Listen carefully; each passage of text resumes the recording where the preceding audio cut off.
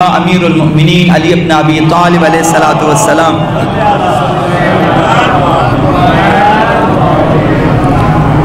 اب شہیدوں کے ساتھ آقا امام زمان کا سلوک کیا ہوگا ظہور میں؟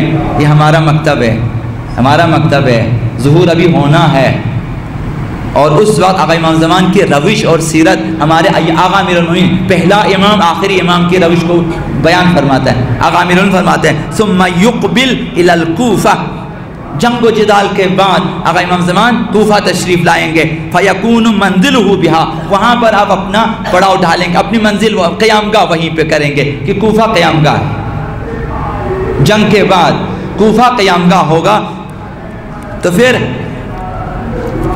فلا یترک عبدا مسلما الا اشتراہ وعتقہ. اب سفیانی کے ساتھ جنگ میں، دجالیوں کے ساتھ جنگ میں، دوسرے تیسرے لوگوں کے ساتھ جنگ میں کچھ لوگ اسیر ہو چکے ہوں گے، کچھ لوگوں کو وہ غلام بنا چکے ہوں گے، خواتین کنیز. آقا امام زمان ایک ایک کو خرید کر آزاد کریں گے. کسی مسلمان کو کسی کی غلامی میں رہنے نہیں دے گا. ایک یہ کام. ولا غارما الا قضا دینہ، اور اگر کوئی مقروض ملے گا آقا امام زمان اس کا قرضہ خود ادا کرے گا. ولا مظلمۃ لأحد من الناس الا ردھا، جس پر ظلم ہوا ہو آقا امام زمان اس کے ساتھ انصاف کرے گا. جس نے ظلم کیا ہے اس سے انتقام لے گا. ولا يقتل منهم عبدا، اگر کوئی بندہ غلطی سے مارا جائے، کسی نے غلطی سے مارا کسی کو، الا ادى ثمنه دیۃ مسلمۃ الی اہلہ، آقا امام زمان اس کی پوری دیت خود ادا فرمائے گا. مثلا جو ہے قتل غیر عمد ہے، قتل غیر عمد میں پوری دیت ہوتی ہے، پوری دیت 100 اونٹوں کی قیمت ہے، آقا امام زمان ادا کریں گے مثلا.